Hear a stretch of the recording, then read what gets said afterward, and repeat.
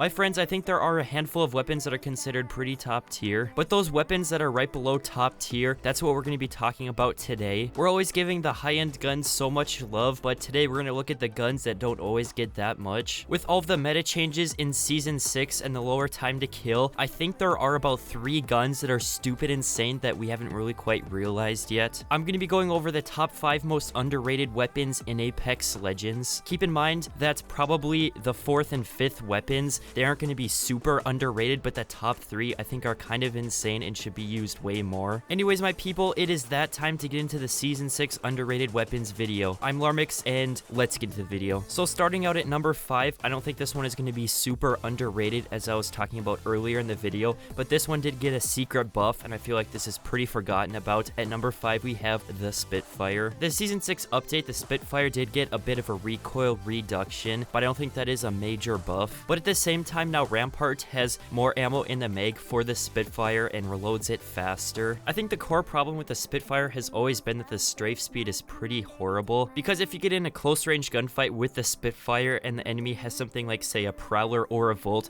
they're just gonna out-strafe and out-DPS you all day, every day. You're gonna have little chance to win. But I think where the Spitfire is really gonna dominate in Season 6 is at those mid-ranges where you would normally run out of ammo with other weapons. Because the Spitfire is an LMG, it's gonna have that 2x headshot multiplier. So if you're at mid-range and only hit 1 or 2 headshots, that's still gonna be awesome. If you hit more, you know, you're gonna kill them. Also, I think the Spitfire is obviously quite horrible if you're trying to use the iron sights. I think they're some of the worst in the entire game. If you're running Rampart, the Spitfire is gonna be super fun to use with that bigger mag, the faster reload time, and that improved accuracy. There is no way you're gonna run out of bullets before they die. I think with the lower time to kill, the weapons with the lower mag capacity, the weapons you would normally one-clip the enemies with, benefited the most. But at the same time, I think the Spitfire is an absolute blast to use in pubs now. If you get a bruiser and a decent barrel on this thing, I mean, as long as you don't get into close range or have some enemies that completely laser you at mid-range, you can be absolutely sloppy drunk with your aim and still get the kill with the Spitfire. I mean, the mag on the Spitfire is so big, you might as well move on to the next guy if you didn't get damaged enough. The Spitfire is an excellent support weapon. Moving on to the number 4 spot on the list, the only reason I have this one at number 4 is because I think it's deemed one of the worst guns in the game, and I think at certain ranges, it's the best gun in the game. At number 4, we have the charge rifle. With the charge rifle, I think it's really important to have a very zoomed in optic with this. In some of this gameplay that I was showing you, I was only using a 3x sight on this, and that's really not the best way to use the charge rifle. What makes the charge rifle so unique and so awesome in its own way, as I'm sure you guys already know, it's a hit scan weapon. You can literally shoot people as they're flying through the air. You do not have to worry about lead shotting with the charge rifle, which makes it super easy to use. Do not try to use a charge rifle at close range. Do not even try to use the charge rifle at mid-range. This is a long/extreme long-range weapon. I really couldn't get gameplay for you guys with the charge rifle at extreme long range. It doesn't happen for me often, but when it does happen, it's kind of legendary. The charge rifle is great for draining the enemy resources. When you're at very long range, you can sit there and take health away from the enemies, and they probably won't be able to do the same. They'll probably run out of heals. There are people out there that will rant on about how the charge rifle is some super toxic weapon, and believe me, that is not because the charge rifle is bad. It's because the thing is pretty solid at long range. Like, if you just happen to see someone going up a balloon at long range, if you can see them, you can kill them with the charge rifle. The weapon at the number 4 spot is such an annoying weapon, the charge rifle, but at number 3, I think we have even a more annoying weapon. This is the G7. I feel that the meta has shifted towards heavy and energy ammo, and the light weapons have been very forgotten about. I really don't believe in the R301 anymore. I believe the ammo cap is not that great on it, and at the same time, really, the DPS, the headshot multiplier, just could be better. I also think it takes a decent amount of attachments to really make the R301 go. Along with that, given that the R301 is an assault rifle, also the strafe speed really isn't that great on it. But my people, in my opinion, I think the G7 has sort of survived the light weapon apocalypse. I think you can still use the G7 so greatly in Season 6. What I like so much about the G7, it kind of feels like the Spitfire in the way that you can just keep on shooting. You can keep on dealing damage without having to reload. I think it's kind of insane that you can have 18 bullets in the mag that do about 30 damage each, and you can shoot all of these with pretty amazing accuracy. easy. And I haven't really been seeing my teammates using light ammo that much lately. It's pretty easy to find enough ammo for the G7. If you're using this weapon, you don't have to worry at all about running out of ammo. For the most part, I think the G7 is more for draining resources, but at times you can catch people off guard, and if you can land a headshot or two,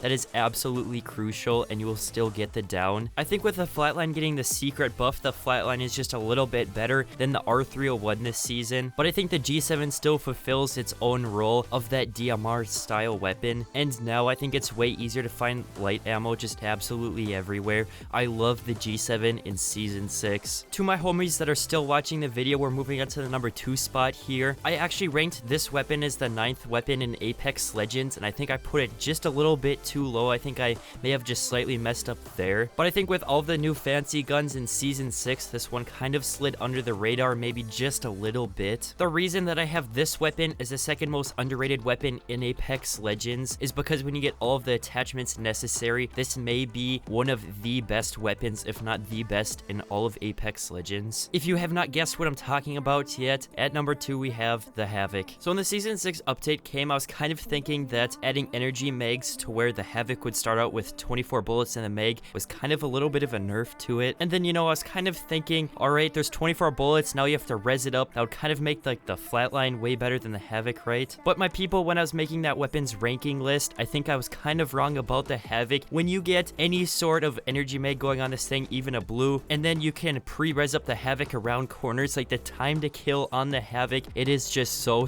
fast. And also at the Season 6 update, they also made the Havoc's recoil pattern more consistent, which I think makes it way easier to control. In my opinion, if you see a Havoc on the floor and it doesn't really have any attachments, but then you have the option of say like a flatline, a Mastiff, or some other top tier weapon like that, I really don't think you should take the Havoc. But if you happen to have an energy mag lying around, or especially a turbocharger, that is when this thing will absolutely excel. If you pick up a Havoc without attachments, chances are you'll be in a couple of gunfights before you end up getting decent attachments for this thing. Also, you have to keep in mind that energy ammo is in really high demand this season, so what I'm saying is the Havoc is really inconsistently great, so sometimes it can be absolutely outstanding if you get all of the attachments and a decent amount of energy ammo for this thing, but that will kind of rarely happen. So what I think is that if you get all the attachments on the Havoc, it is absolutely like a top 2 weapon. Like this thing is very solid. I'm saying top 2 if you take care package weapons out of it. So does that make the Havoc an underrated weapon? I'm going to say so for this video. You just have to make sure you have enough energy ammo and attachments, as I was talking about. My people, the number 1 underrated weapon in Season 6 of Apex Legends, this may come to a surprise to many people. I may get a little bit of hate for saying this is the number 1 underrated weapon, but I do think this thing got a decent buff in Season 6 without people really knowing it.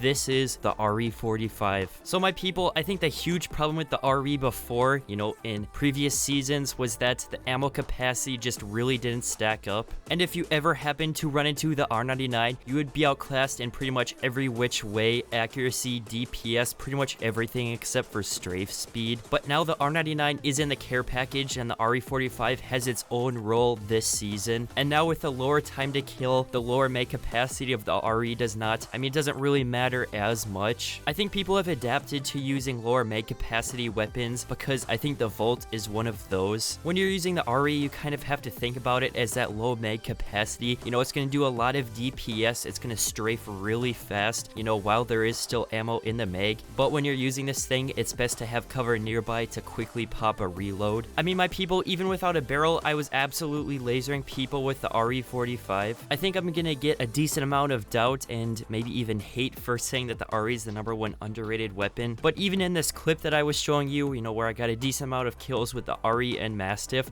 I ended up hitting stop after that because I was just like, whoa, this is decent gameplay. Who knows if I ever get this again? You know, like that was like one of the first times I was ever trying to seriously use the RE45. And then right after that, I went over to the airship and I actually squad wiped with the RE45 and Mastiff when I wasn't recording people, I swear. I mean, you don't have to believe me. I'm just saying, people, give this gun a chance. You know, you're still gonna run into problems when in super close range and going up against something like, say, the Havoc, the Prowler, or the Volt. But personally, when I see an RE45 and an alternator on the ground, I will take the RE because, you know, the thing is super speedy quick with its fire rate, and also the strafe speed is super great on on it. I certainly don't think the alternator is a bad weapon. It's just that the strafe speed is a little bit slower and the fire rate is a little bit slower. I would rather have the RE to quickly go out of cover with strafing fast, unload the bullets, and strafe back into cover and quickly reload. I personally think the alternator gets a little bit of love. I don't think it's an underrated weapon, but I do think the RE is a super underrated weapon in my opinion. If you are not subscribed to my YouTube channel, it'd be really cool if you go below this video and hit that subscribe button. I really hope that you enjoyed the Season 6 underrated weapons video. Anyways, people,